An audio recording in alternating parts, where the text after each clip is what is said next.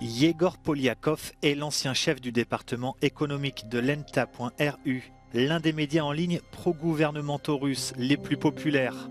Le 9 mai, Yegor et sa collègue Alexandra Miroshnikova ont décidé d'y diffuser des informations sur la guerre en Ukraine censurées par le Kremlin. Les articles ne sont restés en ligne que pendant 40 minutes. Les lecteurs étaient avertis que le contenu n'était pas approuvé par la rédaction. Il leur était conseillé de faire des captures d'écran. Nous avons publié un certain nombre d'informations sur ce qui se passe réellement en Ukraine, dit Yegor, qui a quitté la Russie par peur de représailles. Les articles abordaient tous les sujets que les autorités russes voulaient passer sous silence, sur ce qui se passe en Ukraine, en Russie et dans le reste du monde. J'ai pris cette décision assez rapidement. J'étais sous le choc après le début de la guerre. J'ai alors réfléchi à la meilleure chose à faire pour moi et ma conscience. Je me suis demandé ce que je pouvais faire pour influer sur la situation. Il s'agissait d'abord de libérer ma conscience. J'ai l'impression que certains essayent de nier la responsabilité collective.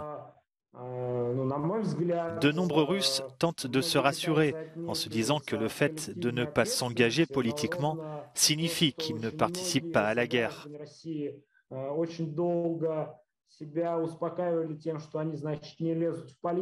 Mais selon moi, dans une société moderne normale, cela ne fonctionne pas comme ça. Le fait de ne pas s'engager est une manière de cautionner ce qui se passe. Vous avez beau essayer de vous écarter du conflit, quand il se déroule sous vos yeux et que vous n'agissez pas, vous êtes complice, ou au minimum, vous êtes témoin. Le but était aussi de montrer aux Russes qui pensent de la même manière que moi qu'ils ne sont pas seuls.